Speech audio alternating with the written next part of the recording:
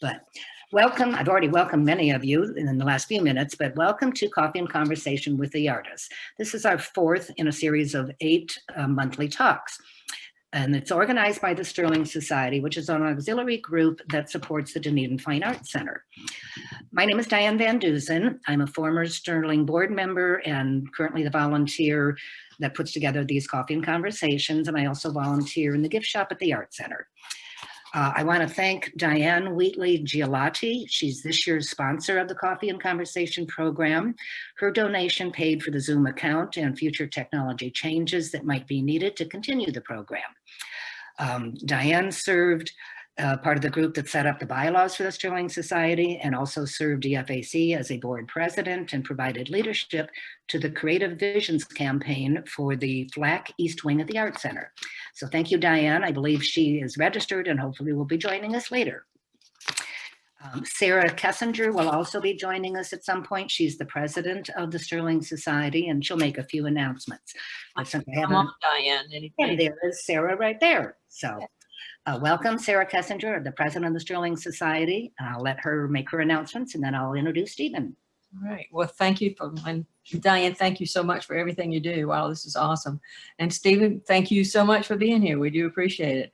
So the Sterling Society welcomes you to Coffee and Conversation, and we certainly wish that we could give you a cup of coffee, but you know, this will come to pass and we'll get to do things like that later on.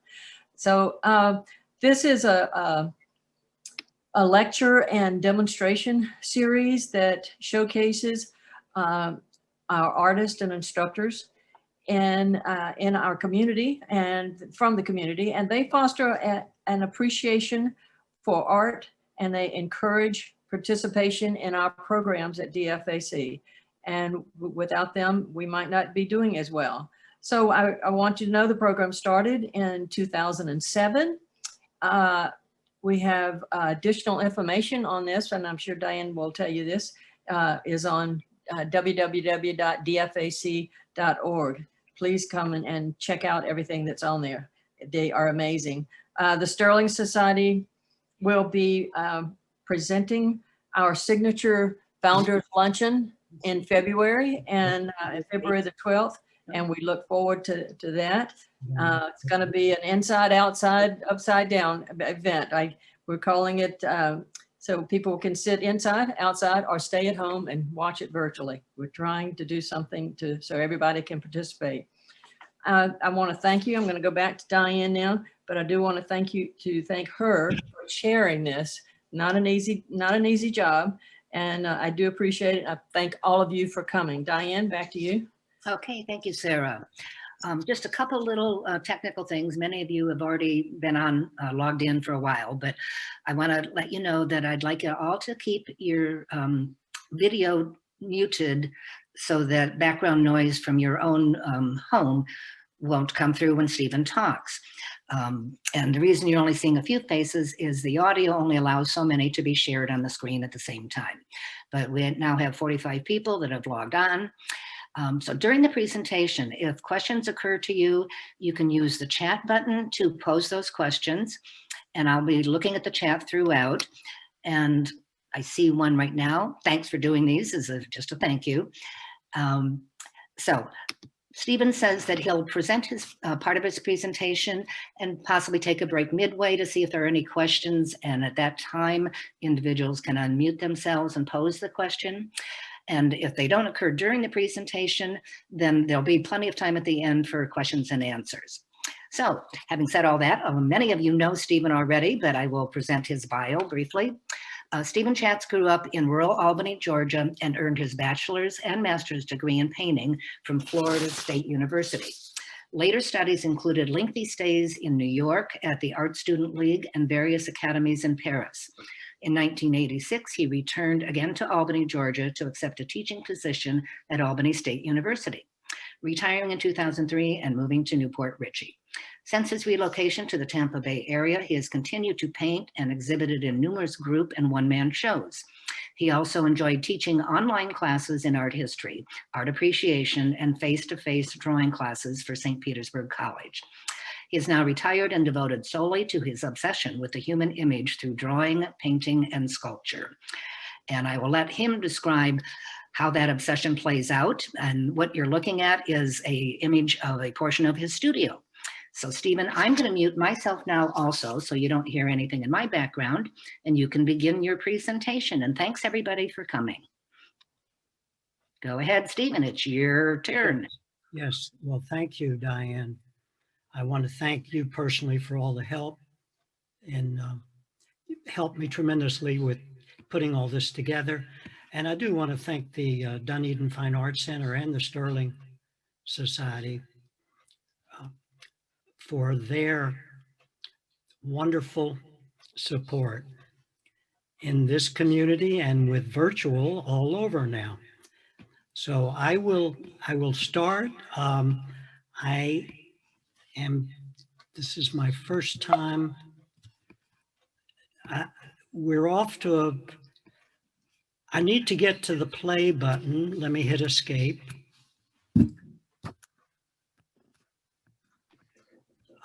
Diane? Okay, let's see. So you want to go back into your navigation. But I can't get anything to happen. Okay, you want to go back into your navigation mode, I believe. I was, and then I was told to do play. I'm looking at our, excuse the technical issues here, but we're looking at our little notes about how to reopen the slideshow. So you've got your keynote on, and push play to make a full screen. You are now ready for the meeting. And after your keynote is on full screen, you can chat with guests. I can't get out of anything other than this slide here. We have to go back to the navigation mode on your keynote. I understand that. My cursor, usually I hit escape and it goes to the presentation. And since Stephen's in his home and I'm here, I can't see what he's got on his screen to assist. Okay, you are in screen sharing. Mm-hmm. And I was told to be at this place. How about a new share? Okay, you can quit that share and then reopen it with your navigation mode. I think that might be helpful. Okay. That's the only thing I can think of to do. We've gone through some practice here, and Sure. If I can jump in, just because I do these for often, if you go into your screen share and then click on the file, Stephen, that you want to share, that should do the trick. Well, it says you are screen sharing and I see new share there, but I'm not getting any file. well, I think since you currently have the first slide of your presentation on the screen, so right now that is being shared. I think if you, There we go. there Okay. we go. Okay, good. Thank you, Fiona. Okay. Okay. And you would now unmute or mute yourself, and I'm going to mute myself. So we're ready to go. No, I'm just a few pictures of the studio, and just giving you an idea of the space that I work in. And a lot of these paintings, some were done in the studio and some were done at various locations. And today I'll be showing you work spanning my whole career, which basically started in Georgia. And so let's get out of this. All right, I'm going to start off by talking about my influences as an artist. And here you're looking at a Rembrandt portrait of his son, Titus. And I'm going to hit the escape button. Everything is doing as I want it now. And here I can expand. And I want to make sure everybody sees what we're looking at there. Everybody see the detail of the painting? Rich, everybody, okay, good. All right, I'm showing you the great genius master Rembrandt and his painting of his son Titus. And I want to point out the incredible idea of painting the form, the very sculptural sense of the figure, and then he also uses the chiaroscuro to give us a great idea of space. And I'm showing you this painting, could try and relate it to my own, and particularly in terms of his technique. And you see the various brush strokes and how they're presented. Here you see the highlights on the nose and then the other areas in shadow. And when I see things like this, it helps me very much. I looked at him a great deal to determine what, painting should be for me. Okay, now this program is working now, and I'll go to my next slide. And this is a 20th century painter, Giacometti. I don't know what everybody's relationship to art history is, but he's one of the big names in the 20th century. And I am going to zoom in on this also to show you his involvement with process. You see that he's constructing and destructing right in front of our eyes, and he's using various brushstrokes, and he's not afraid to hide what he has done. He is working from life, but you see the painting is full of the focus on his process. So the brushstrokes and the putting something down and erasing it, putting something on top of it is extremely visible. So I'm showing you my influences because when I started painting, I did some of these things instinctually, and it was only later that I discovered these artists who confirmed my own approach to painting and also enhanced it.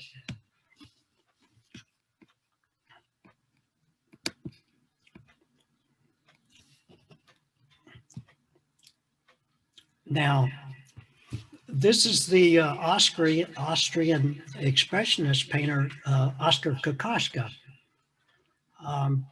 When I was a sophomore in college, I was going to be majoring in oceanography, believe it or not. Actually, I was a biology major. And found myself cutting up a frog in the lab at the same time that I was taking a biology course. I was taking a humanities course, and we were studying art history in part of that course, and I saw paintings by Kokoschka, and I was totally stunned. For the first time in my life, I saw a spirit that reflected my own unexpressed feelings. I had no idea that art could be a path for my life. After seeing this, I started looking at other paintings. And I even went over, they had an art department at school. And I saw people, I walked by a room and people were in there painting. And for some reason, I decided that's what I wanted to do. So that was the epiphany in my life, where I discovered my path. Okay, I want to show you another influence. This is Francis Bacon, who's probably the most modern of the painters that we just saw. And you see here his dealing with the human image, but the extreme distortions, and the mood is so different. He is a master at presenting a different set of emotions.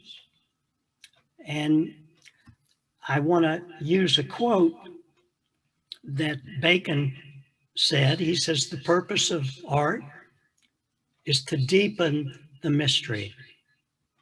And I can see, I hope you can all see that he's definitely done that. A lot of people think that these are grotesque or horrible, but visually, aesthetically, they're very beautiful. You know, the way he uses the color, and he uses these extreme flourishes of the brush. So this is all part of that, call it an expressionistic approach, but he's showing us something new about who we are and what we feel. And I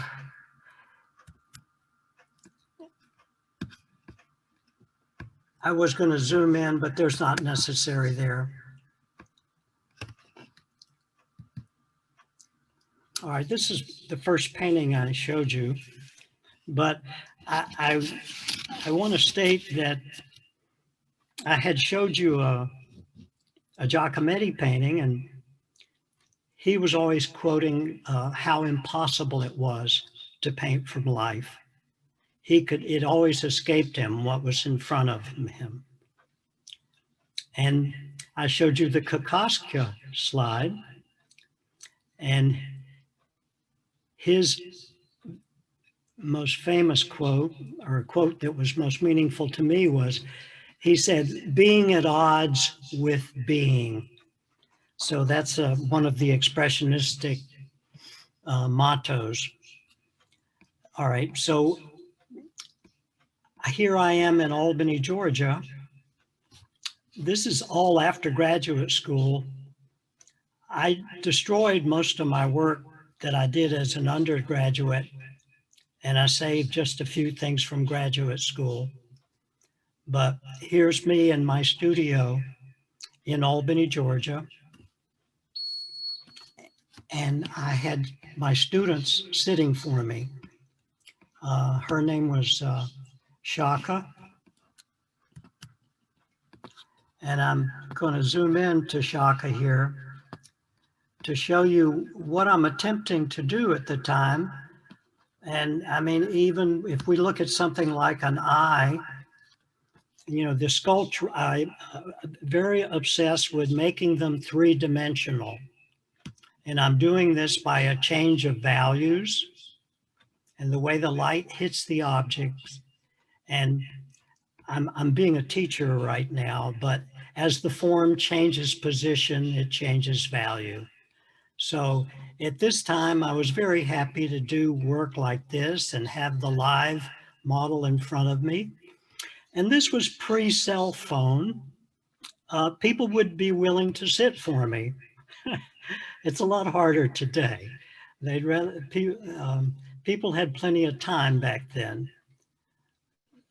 So you see I'm moving into every area here using the brush and the change of value to show you that form. And that was also, pre-technology, but it is wonderful, these tools that we have now, to be able to share our work with others.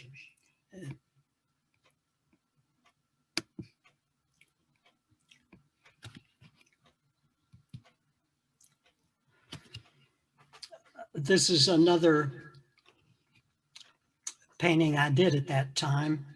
And my studio was in a, let's just say, a poorer part of town. And across from the studio was a wall in front of a funeral home. And there were a lot of people that sat on that wall, and they were not homeless, but they had nothing else to do with themselves. And a lot of them were very dysfunctional. So I finally got up to nerve to ask them to sit for me. And this is a woman. And I know it's sort of androgynous. A lot of people think it might be a man. But I was quite pleased with the feeling that I captured. And I was obsessed with creating all these little different details in the form. And at that time, the background was always a problem for me. I noticed that I could paint the things that interested me, and then I would get to another area, and if I had no emotional attachment to it or interest in it, my focus would fade out. So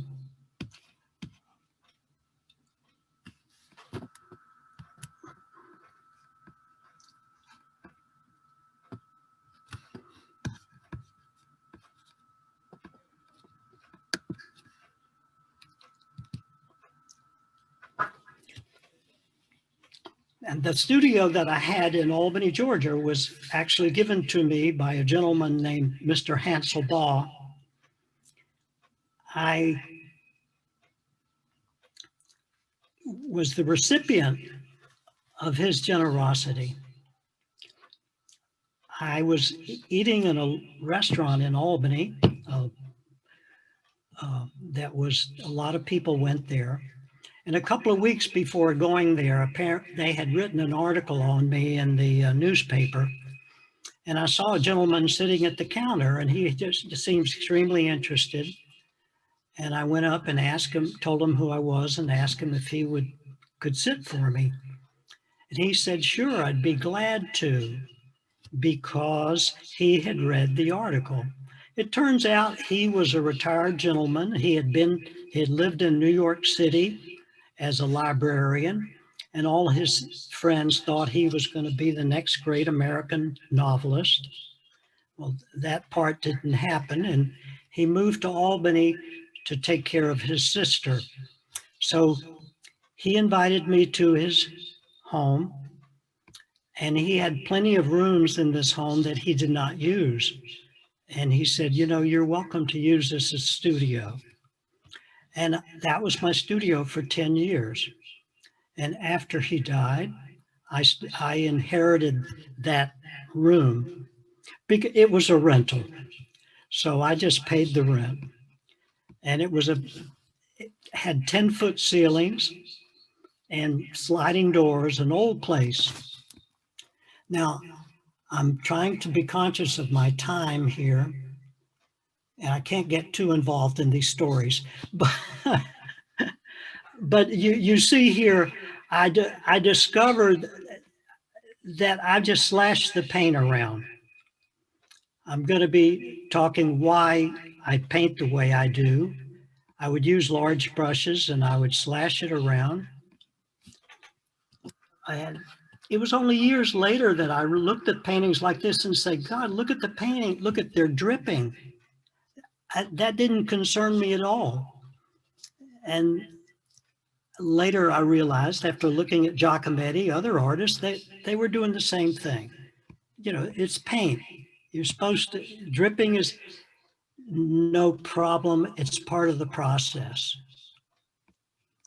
And I'm not going to talk that much more about the actual process of painting because I've got a lot of paintings to show you, but I approach it, I don't draw on the painting.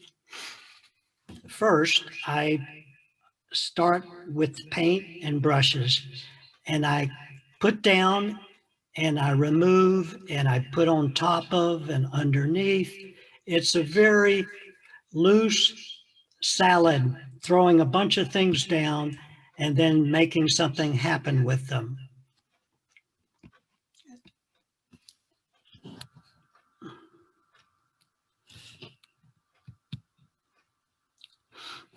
Another character, Diane is yawning. I couldn't resist this. I don't see many of your pictures, so if you do get sleepy, let me know. All right. This was another character that was sitting on the wall across from us. I am very much like this painting. I love the composition, and it was a larger painting, and most of the works are done in a couple of hours. They're very quick. But this painting, he actually sat for me for 5 sessions. So maybe I had 10 hours in it. But as you can see, I'm slashing around here with these big areas, but I love this composition and I love the way it moves into the chair here. I hope that cursor's not bothering people. I just want to point things out. And once again, I'm letting the paint drip. It wasn't a conscious decision. That's just my concept of what the paint should do.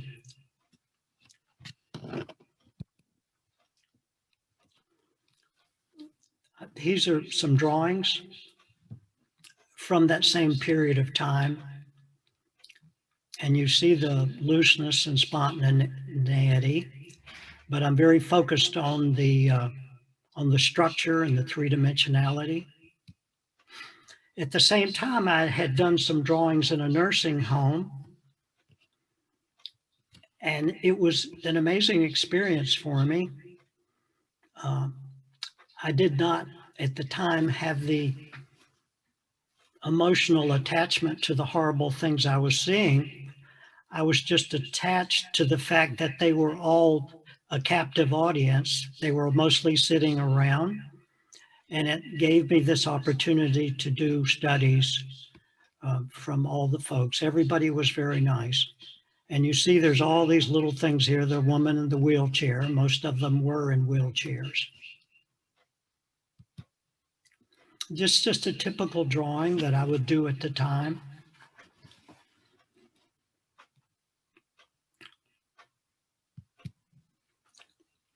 This is the woman that you saw earlier that I said she was androgynous. And I had done some studies in pencil and chalk from her.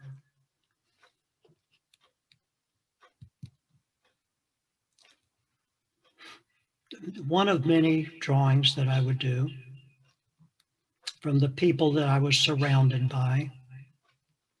And I noticed a very much difference in when I lived in Georgia. I was surrounded more by African-American people. And when I taught at Albany State University there, most of my students were African-American.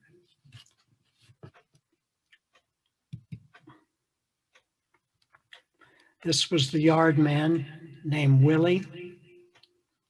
And you can see I'm just slashing and burning with the strokes here, trying to create the three-dimensional form. Stephen, excuse me a moment. Yes. We have a question from Fiona Potter about the prior image of the young African-American woman. She's Sure. asking how you got the speckled effect. And I thought this might be a good point for anybody else. Sure. It's just it's charcoal. And I think the speckle comes from the grain of the paper. And that's a good point. You see, I noticed all my drawings, I never really clean them up or try and wipe out some of the smudges. I think it's all part of the work, even these little scribbles. Mm-hmm. So I hope that answers your question about this speckled effect. There's a lot of textural things going on. Thanks for that. And this is probably this is a better example and more of an elaboration of that concept. So you can see here where the layering, I would put things down with pencil, make broad planar strokes, and then go over it with something else. Many different techniques on top of each other. And for me, that adds to the work. It gives it life and energy. And I'm curious, this is one of the few that the person has a smile on her face. So, all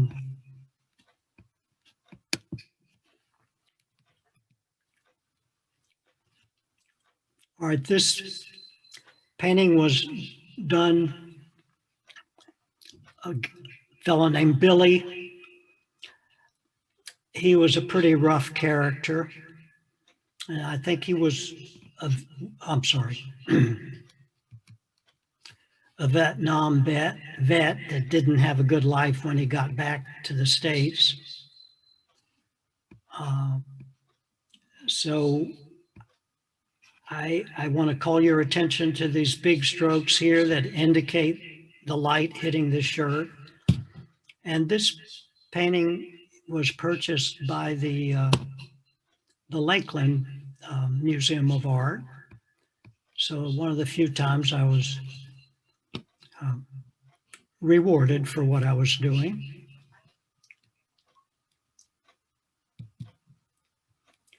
Another example of just in the studio and trying to make more of a composition out of things.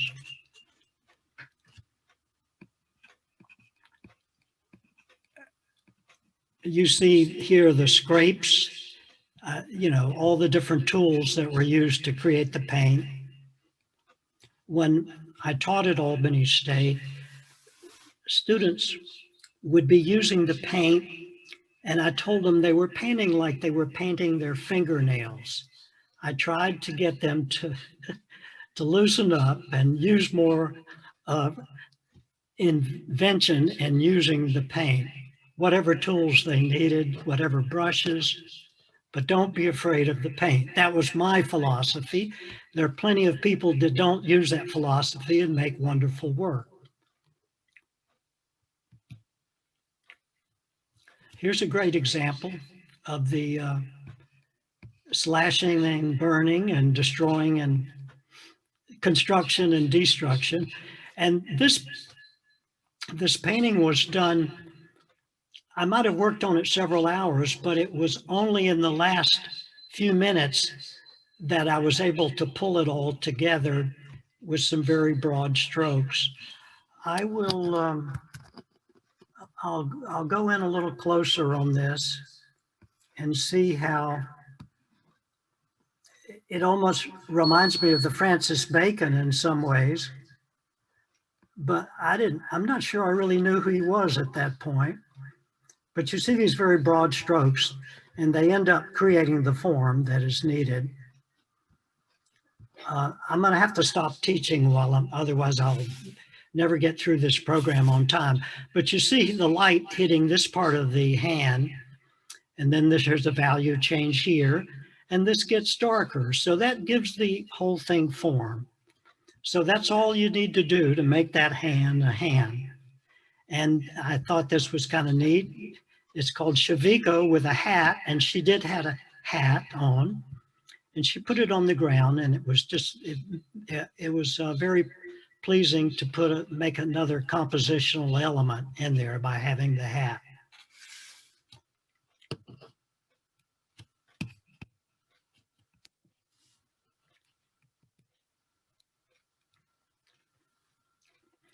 Lisa was the person that sat, and it's just so much fun. I mean, I love it. I love having these live, breathing human beings in front of me.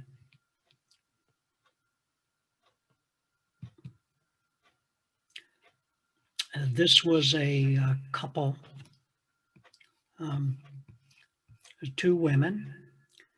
And I just discovered this painting the other day. I mean, it was done decades ago, but I was very pleased with it. And the things that I was doing, I was working very broadly and courageously.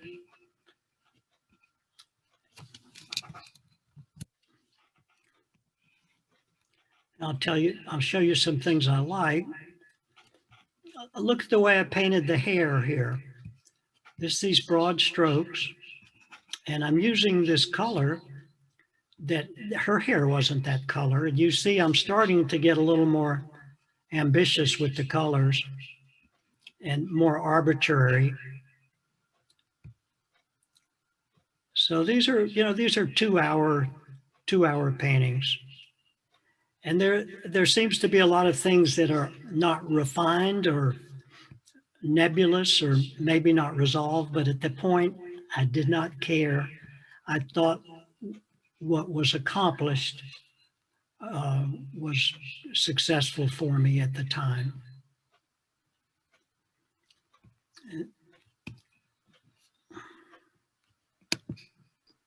Stephen.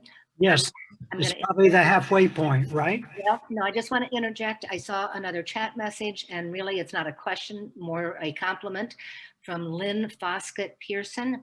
Yes. Sharing this with everyone. She says, what stands out to her is the wonderful layering you create with the slashing of paint on Yeah. the canvas, leading to such beautiful and emotive luminosity on the surface of the work, and particularly the figures you paint.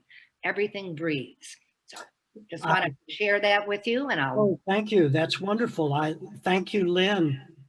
And next time I want to write an artist statement, I'll ask Lynn to help me. And I'll be sharing. Right. And the point that she made, that the luminosity and everything is alive and breathing. Yes, that is an unconscious intention. That's one of the intentions of what I do. Yes, very much so. This is Willette. She was a student of mine, and at Albany State, my students were with me for 4 years. And she went on to Howard University, a lovely person. And I'm just so proud to have had her sit for me. Look at the way these arms are painted there. Just these few strokes, give me, they make a hand, an arm. Okay, so I call myself a painter, and I think that's what we call painting, when you use the paint and the brushes and the colors to interpret things.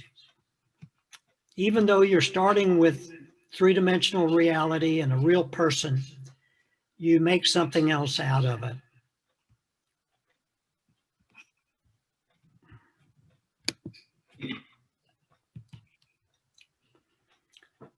Mother and daughter.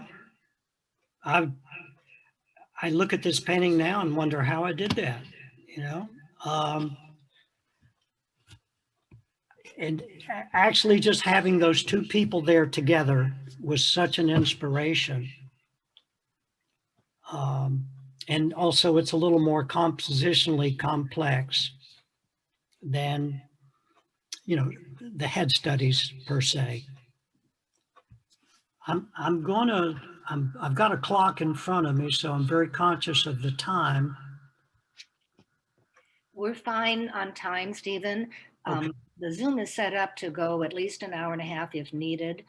And at this point, I don't see any other particular questions. So, and not very many people have dropped out. I think maybe just one person had to leave. So Good. please continue.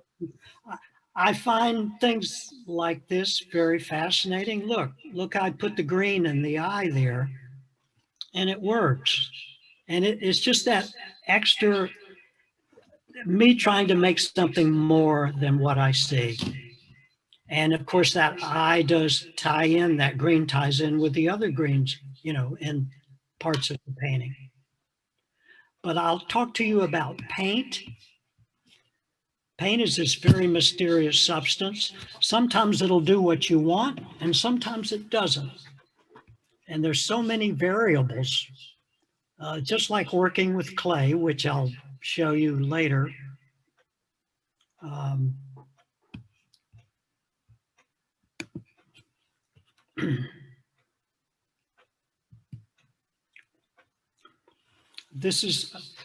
We're approaching the work that I did when I moved to Florida. A friend of mine, Chris, was a very giving model. He's devoted a lot of his time to sitting for me. And here's a painting that I like very much that I did of him.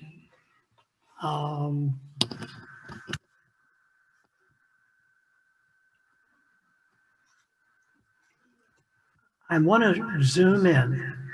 I want to show you, let's go inside this and look around this painting and tell you why I like it. I think that's a wonderful eye. And well, there are a lot of things to me that are well done, but what I really love about it is the vulnerability And Chris is, I'm, I'm searching for the words. It's just showing the vulnerability is the right word. That raises, He's a human being, and he suffers, and somehow the skin almost, the blood, something's going on there that I was very pleased with. Yes. yes, Stephen, that raises a question as I've looked through all of the different people that you've used as images for your paintings. Many of them seem to be troubled people, and you capture that. Do you intentionally seek out people that? No, Chris is not this troubled. And then I get the question, well, why are they all so sad? And I have now made an answer for that. I used to not know how to answer that, but I don't look at it as sadness.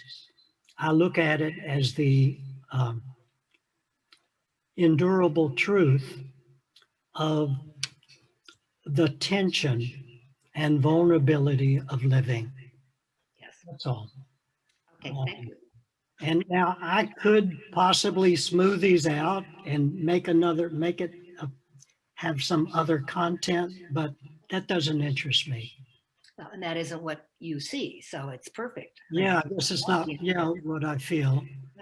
Mhm. So I am.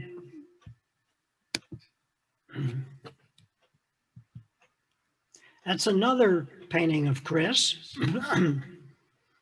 I like the movement here, and I'm showing you this to show you how each time you paint this same person, how different it is.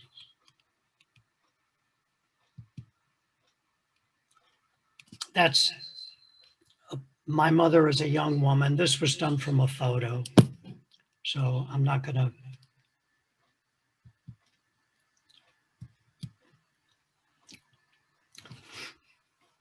I did exhibit in some of the outdoor shows here in Florida, and while I was there, a woman came by and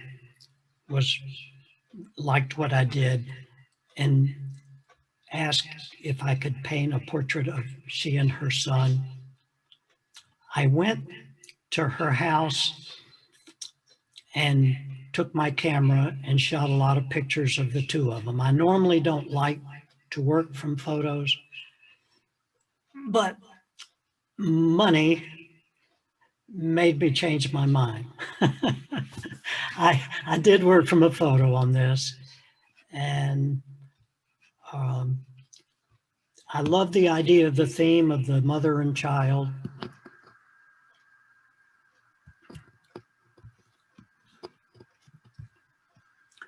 And let's look at what's going on here.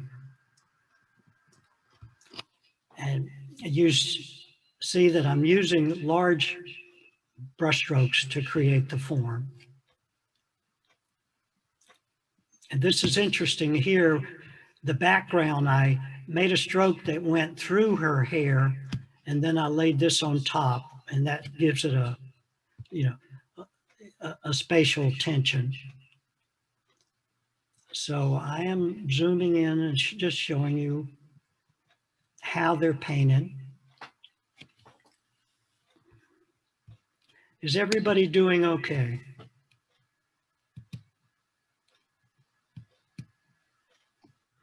Well, they aren't answering because they're on mute, but. Oh, that's right. You just raised the question. Let me also share another chat message. This is from Lynn Foskett Pearson, and it says, what stands out to me is the wonderful layering you create. Oops, I'm sorry, that was an older message. I've got a new one here. Let me get down here. The new one is from Lauren Travis. She says, I find the juxtaposition of the model's expressions against the brilliantly colored backgrounds to be striking. And I want to just go ahead and let people know we have plenty of time. We can go over the 1 hour that's normally set. So if any of you, if it's okay with you, Stephen, if anybody wants to unmute themselves and stick their hand up or interject a question just live, feel free to do so. I don't need to read the question. So just want to share that with the whole audience, and I'll mute myself again and let anybody else unmute if they want to ask questions. Sure, thank you. Thank you, Stephen. Okay, these are, when I moved to Florida, I had the access to drawing from the nude models in various places. So I spent a lot of time working, going to these drawing situations. And here's a few drawings. I thought this was so interesting how I had used the tool itself, the compressed charcoal, to indicate the texture of the hair. But I used to go to the Morian Center and the Dunedin Fine Arts Center and draw from the live model. And all of this is so helpful. The drawing is the foundation for all of the works. It allows me to paint directly rather than have to draw something on the canvas. Actually, I'm drawing with the paintbrush and colors.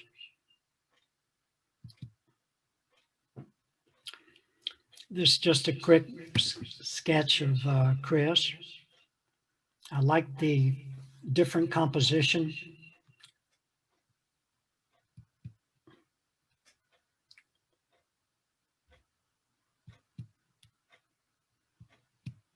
I'm going to go quickly. A different technique of using the pencil. But I've got thousands of drawings, and the purpose of the drawings are not something I'm after as a finished product. They just make me a better painter.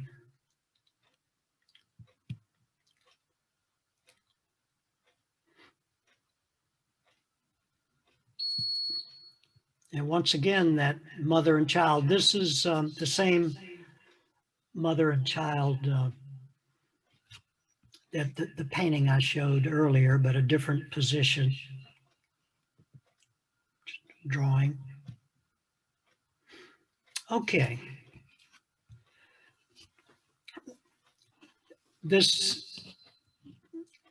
I like this painting very much. And I want to tell you that when you paint, each time it's an exploration, it's an experiment, and somehow I'm open to that and allows a lot of things to happen. So this is Susan Gehring, whom I'm sure many of you know, and her daughter Mason. They were kind enough to come to my studio and sit for me. I call it legacy because they both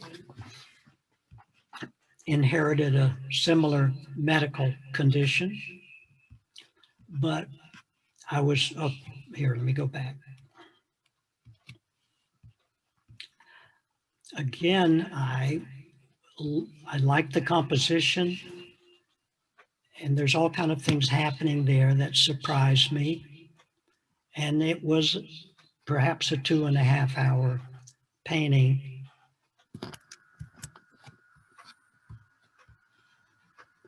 And I just want to show you the things that happen inside of it. And you see the different values of the colors, but look how I put this pink color in the hair. That's basically a highlight or a reflected light. If I was teaching a class right now, there's all sort of reasons I could give you for why something is there. I love this eye. Normally I don't put a highlight in the eye, and it gives it a mask-like feeling, but this is a little more human.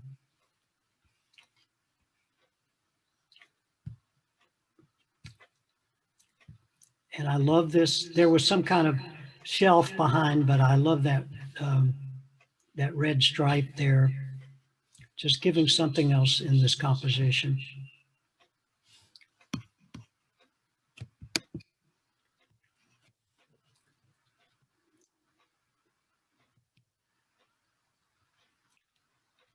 Similar situation. Again, I'm slashing and crashing with the paint.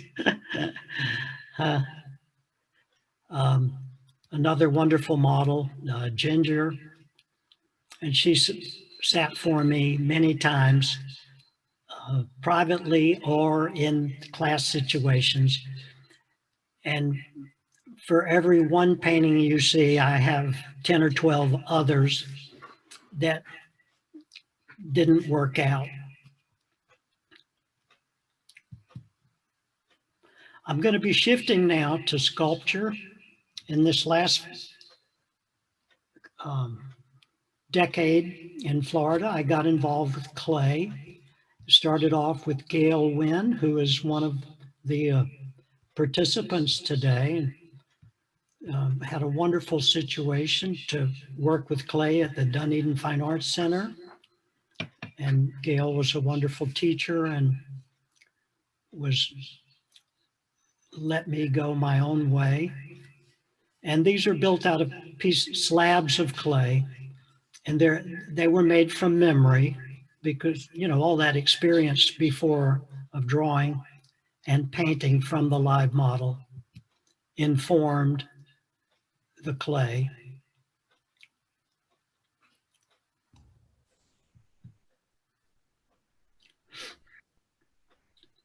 It's hard. Should have taken several views of something. And basically, you want people to see things in the round. Different experiment where I was just using the slabs of the clay, and this is much more advantageous being seen from the front. This doesn't give the impact of the piece. We're taking a three-dimensional object full of texture and dimension and reducing it to two dimensionals. This is and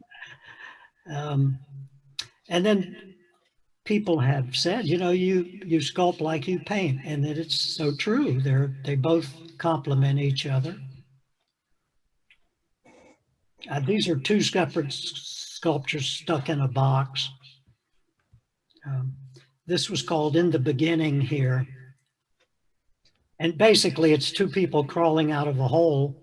I use the big cylinder as the hole. Sort of a primordial statement on humanity. Maybe we're going back in the hole the way things are going lately. Here's just some of the pieces in a different photo.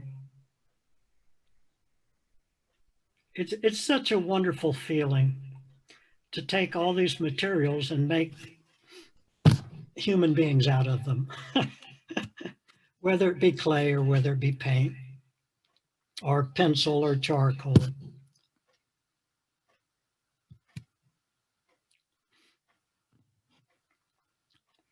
Another head steady. You see this. Let me go here.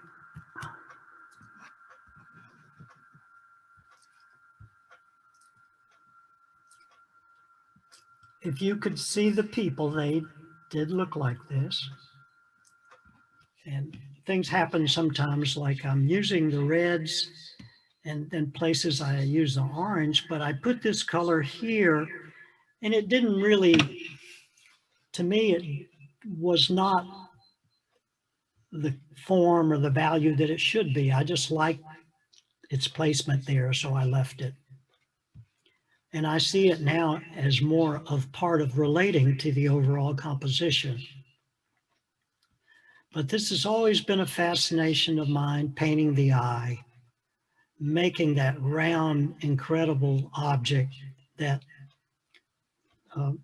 most of us possess and allows us to observe and reflect on the world.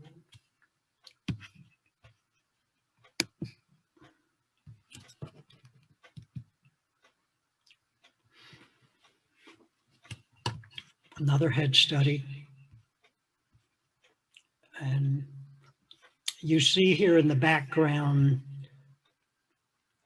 where I'm going kind of crazy, but I think it works with everything else. I'm activating the surface here. After, years later, I'll look at a painting like this, and look at this purple here. That's under the eye. And then I'll see things like this, and it almost appears like a wound of some kind.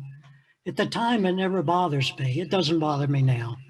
I'm just, I think it's a lovely head. And I haven't talked about the things that I don't like about my work. And there are many. And there is that aspect of being an artist.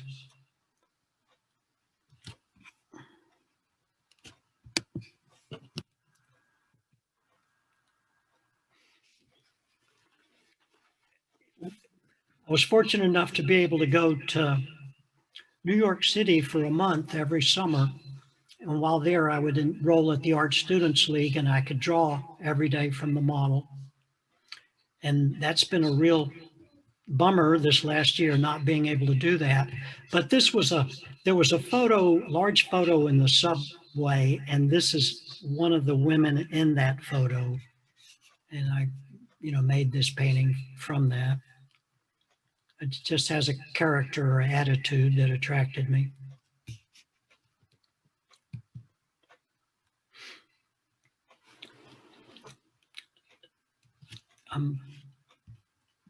Another study from the model. Here I had put green down. I had no idea what I was going to do with this green. I had just stuck it down there. And then after moving through the painting, I ended up leaving it. Just another element to give the painting interest. And here's a detail of the head, seeing how I approached it.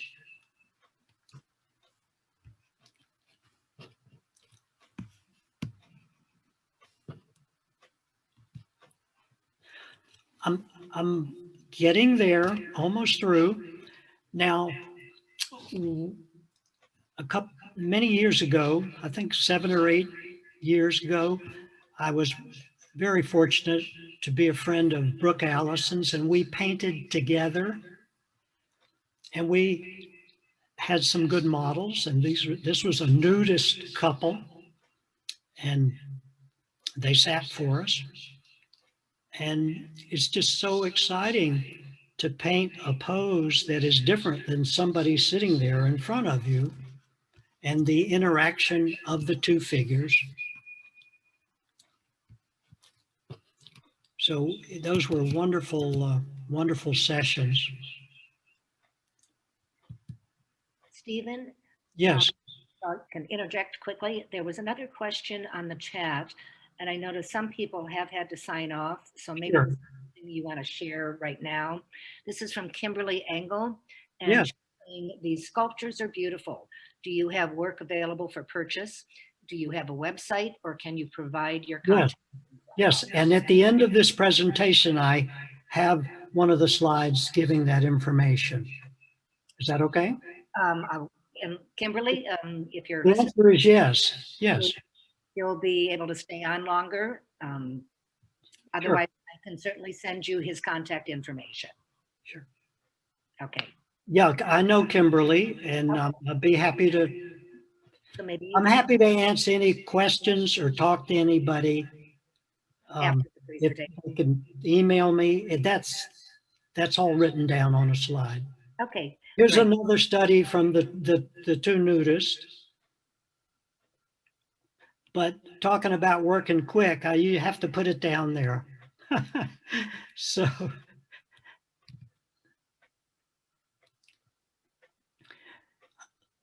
Saratoga, New York.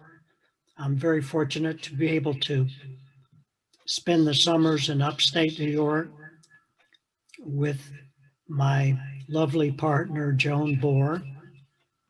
And I would go to Saratoga, 25 miles away, and work from the model.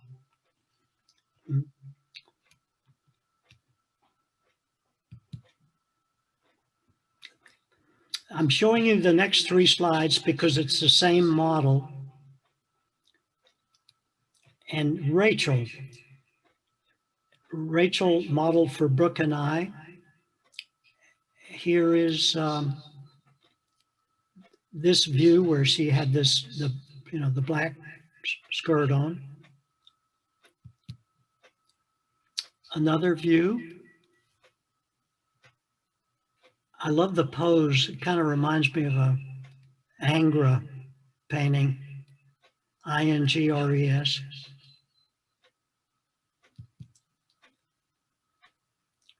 So those 3 paintings were from Rachel.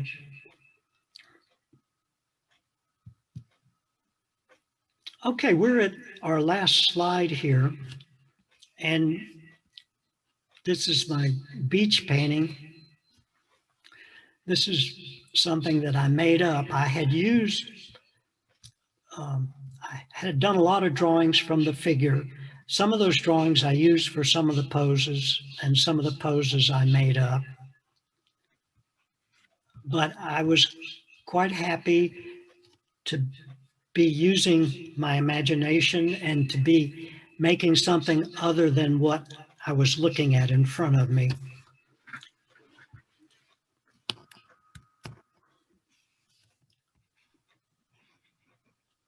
It doesn't have that good a resolution. But the idea of making a larger composition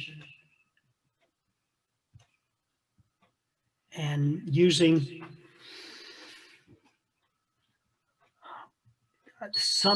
a couple of these poses were from photos I had taken at the beach. I think this back view is, and I love that idea. I've been looking at the front of everybody for so long, including the back, and just the whole variety. It presents a whole new problem. Things like this were a breakthrough for me to be able to, obviously pink flesh, and then here I decide to make it green. And basically you can do whatever you want. I'm discovering that. I tell everybody this is the nuclear power plant in the background there, where we're perhaps all being poisoned. So it's a large painting. It's 6 feet by 4 feet. And it's at my sister's house, and I enjoy seeing it myself every time I'm there. You're behind me. Yeah. Hello? Yes, Joellen Bryant, I think you've unmuted yourself. Go ahead and pose your question. Yes. I wanted to show you the painting, which is on my wall, the original. It's right behind me right now. Can you see it? Yes. I hope I can't others. see the picture. I'm very honored. I'm very honored to have this painting in my house. And you It's must have a big beautiful. house. It's a big wall. Well, that brings up the issue. Most of these paintings I have at my place, and if you don't become rich or famous, you're stuck with all your work. And I want to end this discussion by quoting Delacroix, the famous French painter, who said the real purpose in creating works of art is not to make paintings or drawings, but to give true meaning to time. And amen in terms of that statement. It's been a wonderful way of spending my life.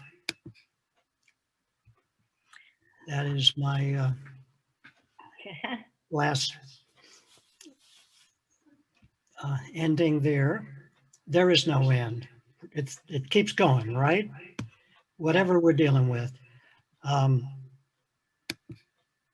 And here is some information if anybody has any questions or wants to go look at my website. So for those who posed that question earlier, hopefully you're still on. But it's Stephen Schatz with a dash mark art.com. That's the website, yes. Let me look at this chat here from Kimberly. It is true meaning to time. Well said, is her response to your quote. And I'll just say thank you to Stephen and all of you who joined us today. And I don't have to end the meeting. So if any of you want to unmute yourselves and pose questions, you're free to do so. The Zoom meeting can continue for a while, even though the formal presentation is done. So just anybody feel free to unmute or talk to Stephen or whatever you like. That's fine. I'm here. You didn't know. I just want to say hello. It's great to see you. Oh, It's yes. Hi, great to Debbie. see Joan. Joan, now I can't see you on my screen right now, but there you are. Did you see me? Anyway, I get to see you and say hello. Well, thank you so much. Thank you. Your work is just beautiful. It was just a pleasure. Well, thank you. Thank you for inviting me. Oh, you're welcome. You're welcome. And we also, from Thomas Chambers, to everyone, congratulations, Stephen. That was great. So I don't know if he's signed off, but that was in our chat. Anybody else who wants to raise their hand if they're on the screen image or say something? Jerry Abrams, go ahead. Yeah, the disclaimer here is that I'm Stephen's sister. But I just want to compliment you, having seen you paint for many, many years.